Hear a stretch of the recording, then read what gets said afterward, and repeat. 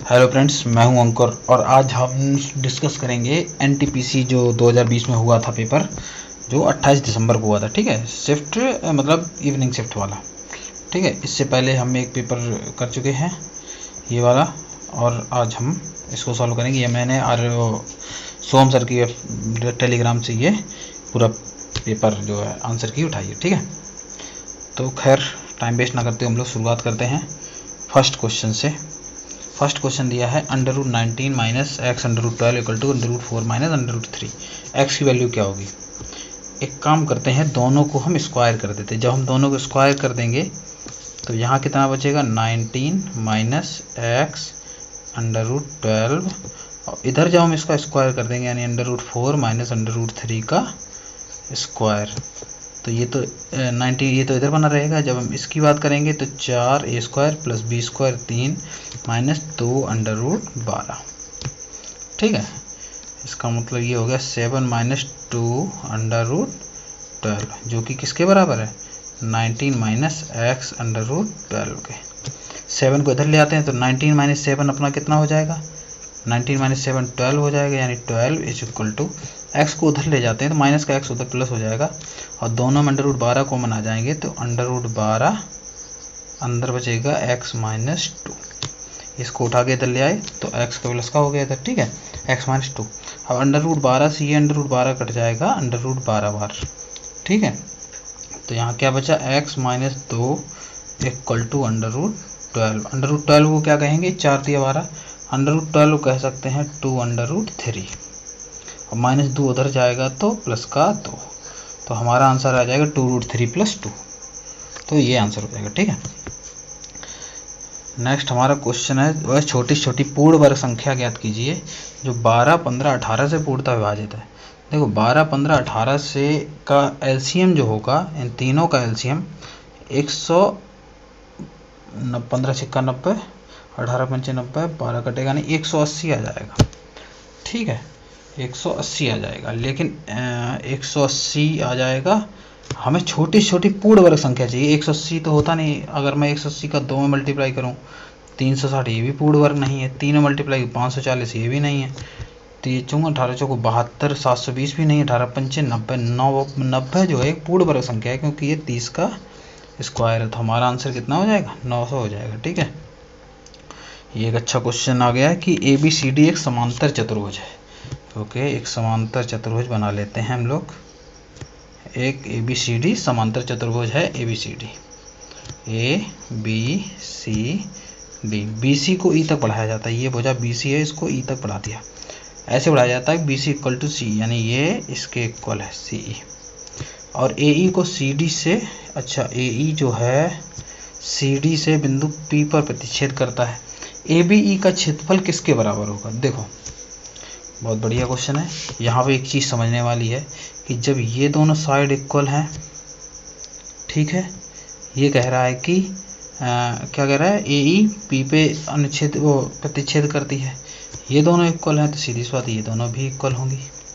और मध्य बिंदु प्रमेय मिड पॉइंट थ्योरम क्या कहती है? जब दो साइडें इक्वल होती हैं तो ये इक्वल लेंथ में काटती हैं, तो ये इसकी साइड 1 और इसकी साइड 2।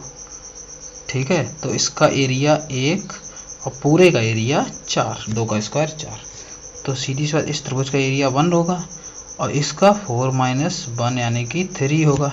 वहीं यहाँ पे इस त्रिभुज का एरिया कितना हो जाएगा? 1 हो जाएगा, और इस जगह का एरिया कितना हो जाएगा? 3 हो जाएगा। और देखो ये पैरेलल लाइन है ना, ये पैरेलल, इस पे ट्रांसवर्स लाइन पड़ी, तो ये दोनों इक्वल हैं एक दूसरे के, तो ये 1 है तो ये भी 1 हो जाएगा एरिया। अब कह रहा है कि ABE का क्षेत्रफल, ABE का क्षेत्रफल कितना हो गया? 3 + 1 4। और अगर हम समांतर चतुर्भुज का क्षेत्रफल भी देखें तो देखो 3 + 1 4 ही होगा। ठीक है, इसका मतलब ABE का क्षेत्रफल समांतर चतुर्भुज के क्षेत्रफल के बराबर है। ठीक है, इन दोनों, इसका भी ये 3 4 हो जाएगा और इसका भी इतने का भी 4 हो जाएगा। ठीक है, खैर 6 की पावर n-5 क्या और n किसी प्राकृतिक संख्या के लिए अंतिम अंक क्या होगा? कोई बात नहीं, एक बार हम एक इवन नंबर मान लेते हैं, एक बार ऑड मान लेते हैं। ये 6 की पावर 2 - 5 की पावर 2, a² - b² क्या होता है? a + b यानी कि 11, a - b यानी कि 1 यानी 11। अंतिम अंक कितना है? 1 है। 3 मान लेते एक बार, मतलब एक बार और इवन माना, अब ऑड मान लेते हैं। 5 के और 3 6 36 सिक्का 216, 5 25 25 125, 6 में से 5 गया 1, लास्ट अंक कितना आया 1। तो दोनों ही कंडीशन में चाहे इवन लो चाहे ऑड लो, लास्ट अंक कितना बच रहा है 1। ठीक है, इसको हमें सॉल्व करना है। ठीक है, तो ये क्या है 1 और 3 दूनी 6, इसका मतलब ये आ जाएगा अंदर 1/6 प्लस 5/6 यानी कि 6/6 बन, यानी इस पूरे की जगह आ जाएगा 1। तो उससे कोई दिक्कत नहीं है। यहाँ पे देख लेते हैं, इससे ये कट गया तो यहाँ बचा 1/3 माइनस 3/4, 3/4 1 का 1 हो गया इंटू 4/21, 4 से 4 चला गया, 3 7 जा 21, यानी 1/3 माइनस 1/7। एलसीएम इसका 21 होगा, तो 7 माइनस 3 4/21 आंसर हो जाएगा। ठीक है, किन्हीं दो संख्याओं का योग 1500 है, उनका एलसीएम इतना है, तो दो संख्याएं ज्ञात कीजिए। सबसे पहले ज्ञात करने के लिए हम इनको ऐड देख लेते हैं, क्या सबका सम 1500 आ रहा है। ठीक है, सबका सम 1500 आ रहा है और इनका एलसीएम जो है इतना है। ठीक है, यहाँ पे देखिए हमको दो नंबर पता है जो प्राइम है। अगर ये प्राइम नंबर, इसका मतलब इन दोनों का मल्टीप्लाई ही ये है, क्योंकि प्राइम नंबर ऐसा ही होता है। ठीक है, इन दोनों का मल्टीप्लाई ही ये है। तो 47 का लास्ट 3 में करेंगे, 7 3 21, लास्ट 2 1 आ रहा है, इसका मतलब ये नंबर तो कतई नहीं है। और अब ये बचा है ना, यहाँ पे क्या है, ये 21 है, यहाँ 7 3 21, लास्ट में बना रहा है, तो ये भी नहीं होगा। ठीक है, दूसरी बात क्या है कि हमारा एलसीएम कितना आना चाहिए। अगर ये 21 है, ठीक है, अगर हम 4 यहाँ भी देखो 4 4 7 है, 4 4 8 7 15, ये 3 से कट रहा है, 3 एकम 3 3 एकम 3 एकम 3 अंजा 3 3 चौको 12 3 होता है। इसका मतलब इनके एलसीएम में भी कहीं ना कहीं ये 3 से डिवाइड होना चाहिए। क्या ये 3 से डिवाइड होगा? 6 1 7 3 10 17 9 25 9 26। 3 से डिविजिबिलिटी रूल क्या कहता है? सम ऑफ द डिजिट्स 3 से डिवाइड होने चाहिए। लेकिन अब यहाँ भी 3 आ रहा है। ठीक है, तो अब ना तो ये इसका एलसीएम है, क्यों? क्योंकि यहाँ 3 तो है, लेकिन ये 3 से डिवाइड नहीं होगा, तो ये तो होगा भी नहीं। सेम चीज़ यहाँ, ये 3 तो इसमें तो है लेकिन यहाँ नहीं है, इसका मतलब ये दोनों कट गए, ये बचा। अब इसका मल्टीप्लाई करके देख लो, यही आ जाएगा। 11 9 जा 99, 9 11 8 जा 88 और 9 97, 9 11 4 जा 44, 9 44 9 53, 5 11 11 5 16, यही आ गया। ठीक है, पहली 8 प्राकृत संख्याओं के माध्य और पहली 8 अभाज्य संख्याओं के माध्य का अंतर। पहली 8 भाज्य प्राकृत संख्याएं, तो भाज्य प्राकृत संख्याएं कौन सी होंगी? 4 6 8 9 10 11 नहीं होगी, 12 13 नहीं होगी, 14 15 हो जाएगी। कितनी होगी? 3 3 4, हाँ हो गई हमारी, ये हो गई भाज्य संख्याएं। अभाज्य संख्याएं लिख लेते हैं, 2 3 5 7 11 13 15 नहीं होगी, 17 और 19, ये हो जाएगी। इनके मध्य का अंतर निकालना है। देखो, ये ऊपर वाले को हम ऐड करके अपॉन 8 करेंगे, ठीक है, इनको ऐड करके अपॉन 8 करेंगे। उससे अच्छा हम पहले चुपचाप दोनों में ही जब मतलब ऐड करके अपॉन 8 करके अंतर निकालना है, तो पहले हम माइनस ही कर लेते हैं, दोनों में 8 कॉमन कर लेंगे। ठीक है, 4 में से 2 गया 2, 6 में से 3 गया 3, 8 में से 5 गया 3, 9 में से 7 गया 2, 10 में से 11 गया -1, 12 में से 13 गया -1, 14 में से 17 गया -3, 15 में से गया -4। ठीक है, सबके ही अपॉन 8 कर लेंगे हम, कोई दिक्कत ही नहीं है। देखो, अब यहाँ से देखो, -3 से प्लस का 3 कट गया। ठीक है, प्लस का 2 से ये दोनों चले गए। ठीक है, यहाँ पे 3 2 5 बचा, यहाँ -4/8, 5 में से 4 गया 1/8, यही आपका आंसर होगा। ठीक है, स्मार्ट तरीका अपनाया जाता है, इतना बार बार। ठीक, p² + q² - r² 0 है, तो इतना एक मान क्या होगा? देखो, यहाँ मैंने क्वेश्चन को रीचेक किया, क्योंकि जब मैं सॉल्व कर रहा था तो यहाँ पे ये क्वेश्चन जो है, ये आंसर इस तरह नहीं है। ये आंसर इस तरह है, p⁶ + q⁶ - r⁶ p² q² r², कुछ इस तरह है। ठीक है, खैर हम यहाँ देखते हैं, तो r उधर ले जाते हैं, p² + q² = आपका r² हो गया दोनों की तरफ, क्योंकि यहाँ 6 पावर है तो क्यूब कर लेते हैं। तो p² + q² पावर क्यूब कितना हो जाएगा? p6 + q6 + 3 p² q² bracket में P square plus Q square, ये कितने के बराबर हो जाएगा, आर की पावर 6 के। यहाँ देखो P6 plus Q6 plus 3 P square Q square, और P square plus Q square कितना है, R square, 3 P square Q square R square equal to R6। अब हमें यहाँ से P6 और Q6 मिल जाएगा, तो P6 प्लस Q6 कितना हो जाएगा, R6 minus 3 P square Q square और आर स्क्वायर, इसमें रख देते हैं। P6 Q6 की जगह ये रख देते हैं, यानी कि R6 minus 3 P square Q square R square और माइनस का R6 upon P square Q square और आर स्क्वायर। देखो R6 से माइनस का R6 चला गया, P square Q square R square से P square Q square R square चले जाएंगे, यहाँ कितना बचेगा, माइनस का 3।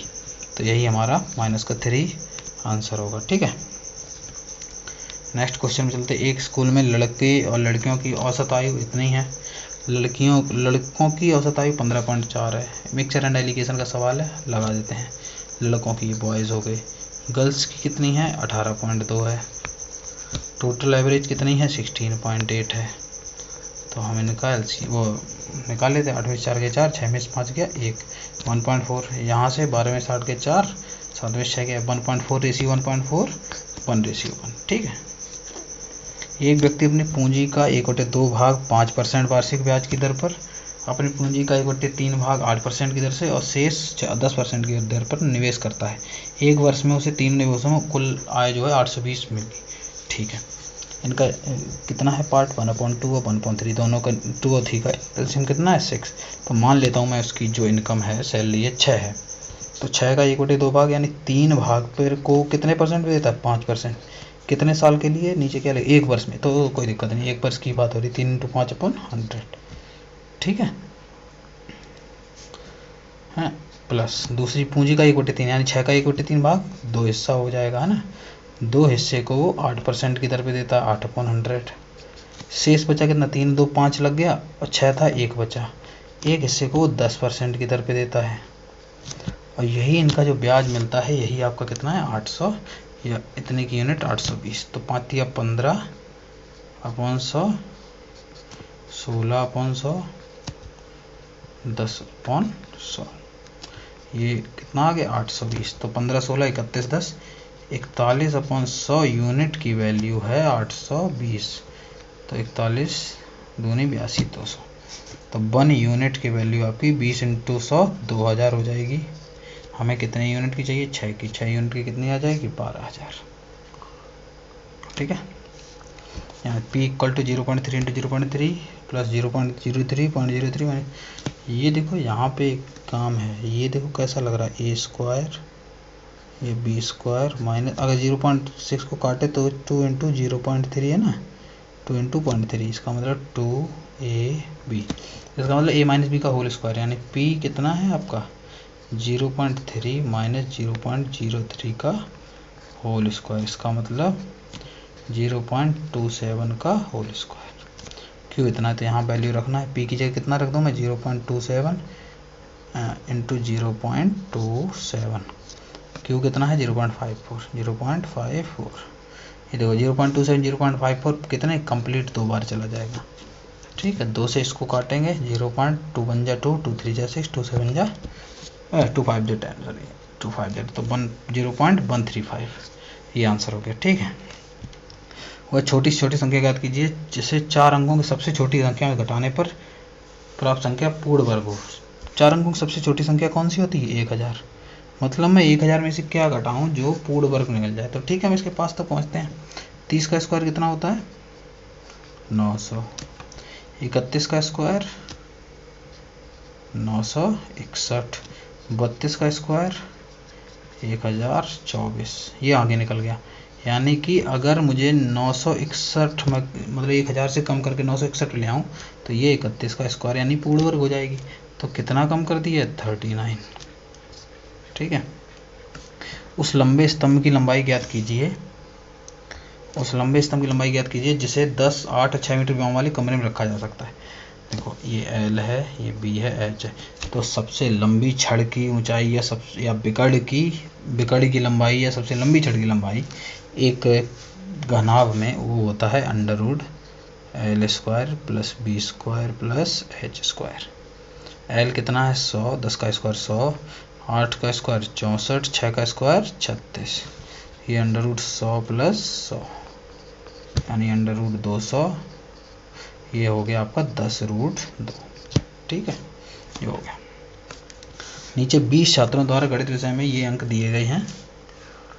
हमें निकालना है आंकड़ों का 2 इंटू माध्यिका माइनस बहुलक। ओके, इसको पहले हम उसमें अरेंज कर लेते हैं, या तो असेंडिंग या डिसेंडिंग। 20 संख्या है ना, बहुलक के लिए तो हमें अरेंज करने की जरूरत नहीं, लेकिन 20 के लिए हम सारे क्यों अरेंज करें। हमें 10 मिडिल टर्म क्या है 10 और 11 है, तो 10वां टर्म 11वां टर्म अपॉन 2 कर दूंगा मैं। तो हमें 10 11 टर्म तक जाना है और कहीं जाना ही नहीं। तो 7 9 कट गया टू। 12 कितनी बार है 1 2 3 और कहीं 12 3 ही है। 12 12 और 12। 13 कितनी बार है 13 और 13 13 2 बार है। 14 कितनी बार 1 2 3 4 4 बार। इसका मतलब यही बहुलक हो जाएगा, बहुलक 14 हो जाएगा। 4 बार लिख देते हैं 1 2 3 4। देखो 10 में पहुँचे गया 1 2 3 4 5 6 7 8 9 10। ये 10वां टर्म ये 11वां टर्म, इन दोनों की माध्यिका 28/2 14 ही आ जाएगी। यानी 2 इंटू माध्यिका कितनी होगी 14 माइनस बहुलक कितना है 14। 28 माइनस 14 कितना हो जाएगा 14 आंसर हो जाएगा। ठीक है, ये आंसर हो गया। एक संख्या में 40% की वृद्धि की जाती है, उसके बाद 40% की कमी की जाती है। शुद्ध परिवर्तन कितना है, तो शुद्ध परिवर्तन होता है x माइनस वाई अपॉन 100 जब दो लगातार चीज क्रमिक हो। ठीक है, तो इसका मतलब 40 की वृद्धि माइनस 40 की कमी माइनस 4 चौको 1600 अपॉन 100। ये तो कट गए 0 0। माइनस डिनोट करता है कमी को, तो कितने की -16% यानी कि 16% की कमी। ठीक है, √3 इकाई भुजा वाले समबाहुभुज के परिवृत्त की त्रिज्या। देखो परिवृत्त की त्रिज्या होती है r बराबर 2h/3। अगर अंतावृत्त की त्रिज्या पूछी जाए तो r बराबर होता है h/3। ठीक है, हमें 2h के लिए h चाहिए। h क्या होता है √3/2 इंटू a। तो √3/2 a कितना है √3, तो यानी 3/2। तो हमें ये निकालना है r इक्वल टू 2h/3 यानी 2/3 इंटू h कितना है 3/2। इससे ये कट गया, इससे ये कट गया, तो r आ गई आपकी 1 यूनिट। ठीक है, 3 व्यक्तियों ने इस व्यवसाय में 1/2 1/3 1/4 के अनुपात में धन निवेश किया, कुल लाभ इतना रहा। तो इनका पहले एक्चुअल वो रेशियो निकाल लेते हैं। 4 3 और 2 का एलसीएम कितना होगा 12। तो 12 को 2 से डिवाइड करो 6, 12 को 3 से डिवाइड करो 4, 12 को 4 से डिवाइड करो 3। यानी कि उन्होंने एक्चुअल में इस अनुपात में निवेश किया था 6:4:3 और 6 4 10 3 13। ये 13 ही यूनिट, और यही आपका जब कोई हट रहा नहीं है तो यही यूनिट इनका प्रॉफिट हो जाएगा। ठीक है, 13 की ही वैल्यू दी गई है 15600। तो 13 कम 13 13 26 00 1200। सबसे बड़ा हिस्सा क्या है 6 वाला, तो इंटू 6 कर देते हैं 7200।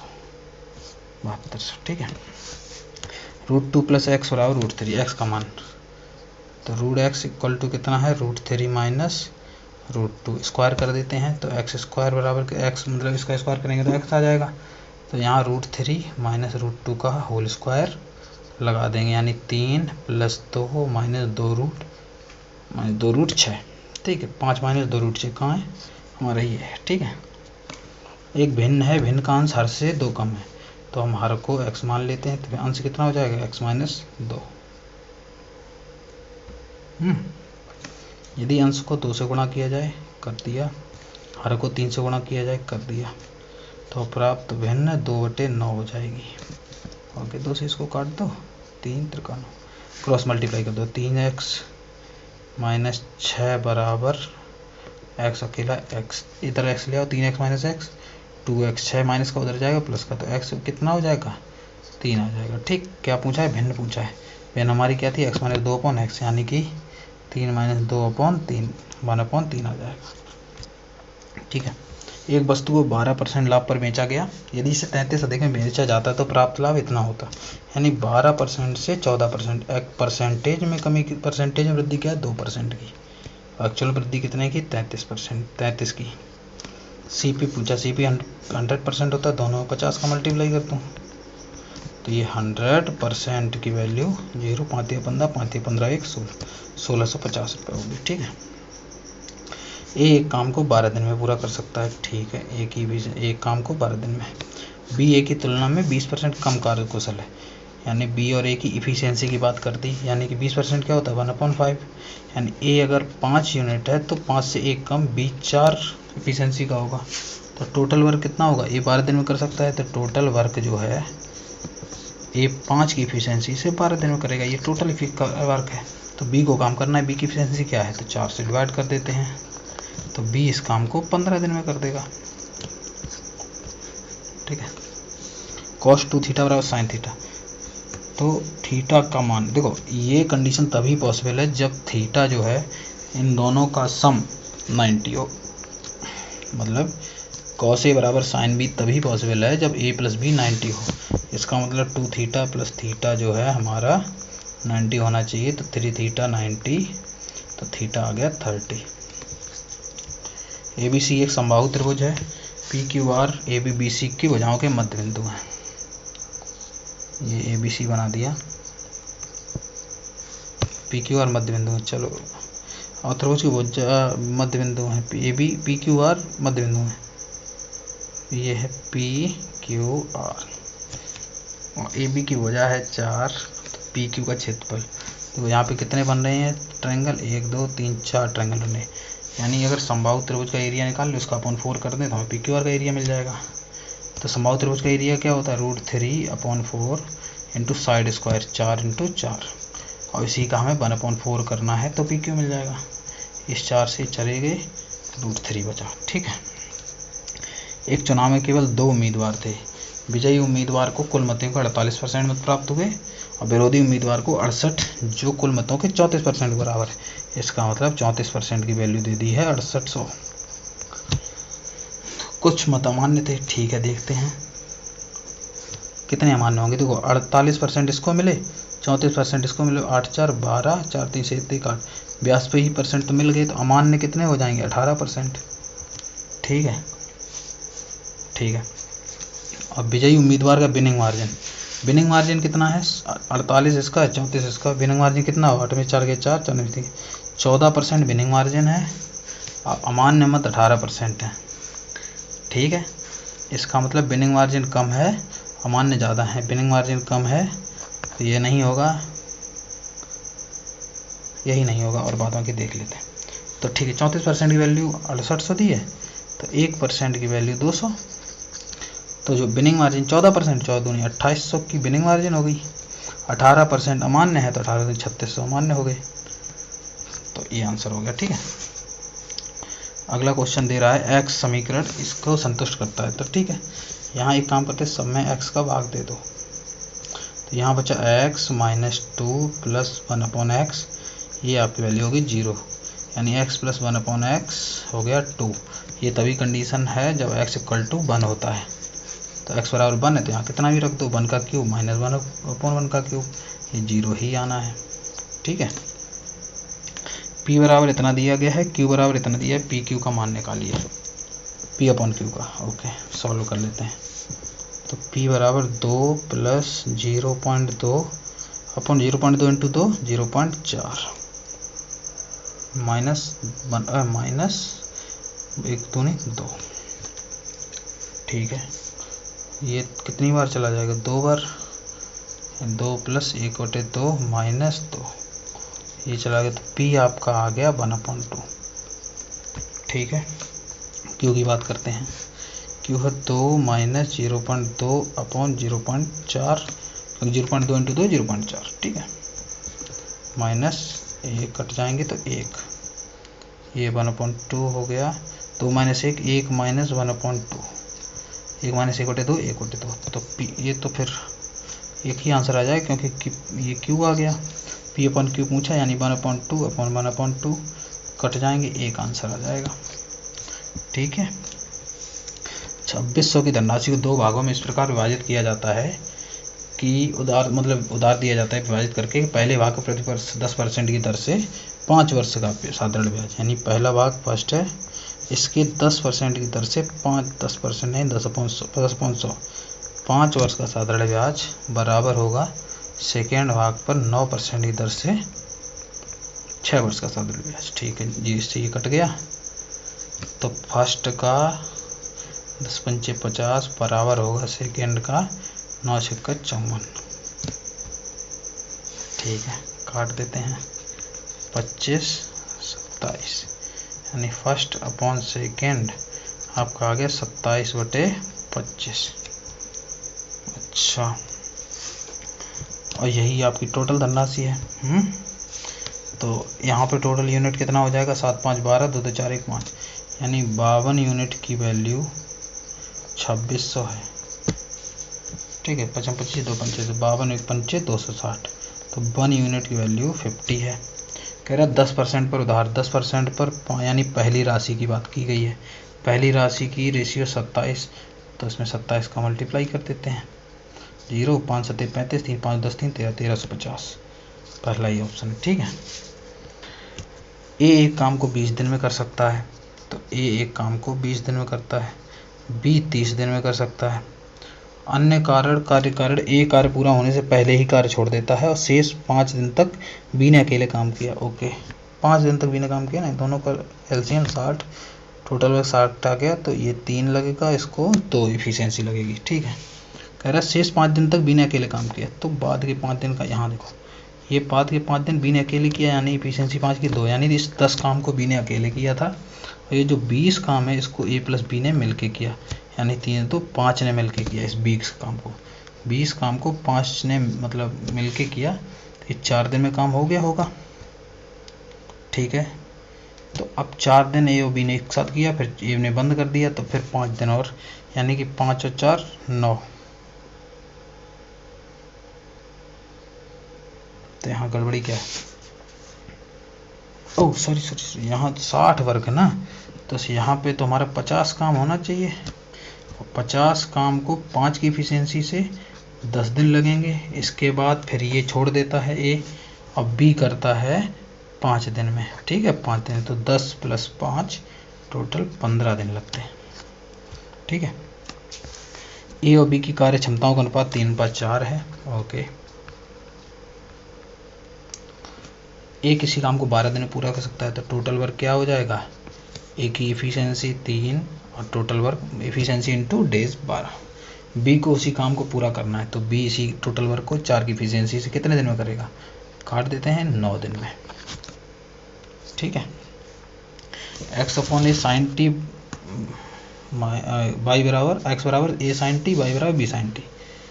ठीक है, तो फिर लिख लेते हैं, यहाँ पे ये a² ऊपर है, नीचे x² बराबर क्या हो जाएगा, a² sin² t माइनस ये b² क्या हो जाएगा, b² tan² t, b² tan² t, a² से a² चला गया, b² 1/sin² t minus 1/tan t क्या होता है, cos/sin, यानी cos² t/sin²t।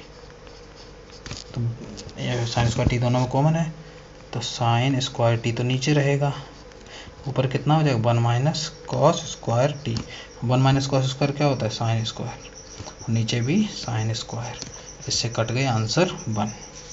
ठीक है, तो ये हमारा ये पेपर सॉल्व हो गया। उम्मीद करता हूँ क्वेश्चन समझ में आए होंगे, सॉल्यूशन समझ में आए होंगे।